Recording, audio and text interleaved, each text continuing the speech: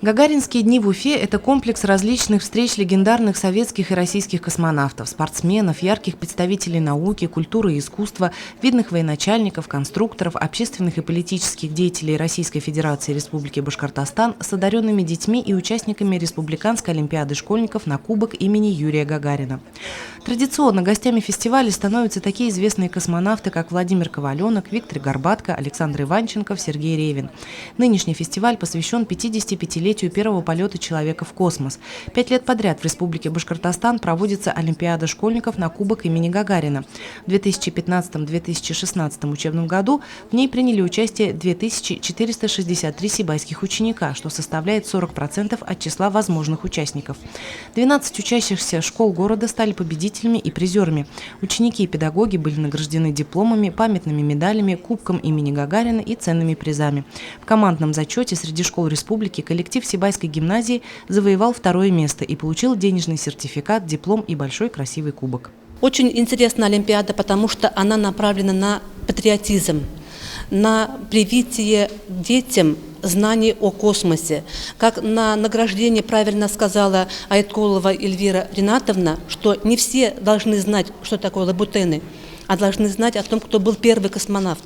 Что у нас из нашей России Юрий Алексеевич Гагарин первым полетел в космос. И мы гордимся тем, что он был таким достойным человеком нашей страны. Я уже не первый год участвую в Олимпиаде на кубок имени Юрия Алексеевича Гагарина. Конечно же, я пробовала себя в различных специальностях, но как-то в этом году мне пришлось по душе информатика. И я заняла на республиканском этапе 1-е место. На награждении в Уфе присутствовали различные личности, и в первую очередь это были представители из самой республики, а также космонавты. Награждение проходило на высочайшем уровне, было показано прекрасное выступление детей. Там и пели, и танцевали, делали все, чтобы настроить нас на новый учебный год и на новые победы.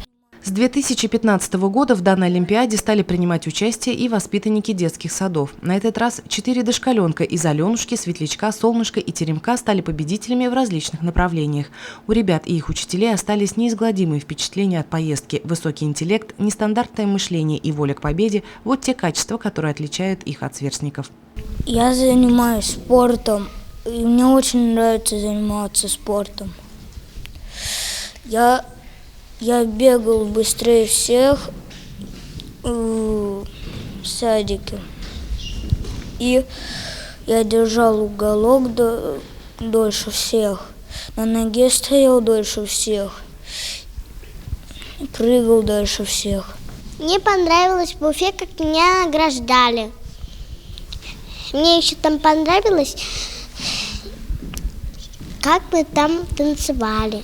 Там нас развлекали. Хорошо. Мне понравилось еще, когда нас награждали. Нас прям награждал космонавт. Пожал руку. Мне понравилось, как мы танцевали. Алена Полянская, Айгуль Хамитова, Дамир Хайбулин, Гульгина Раскильдина, телекомпания СТВ.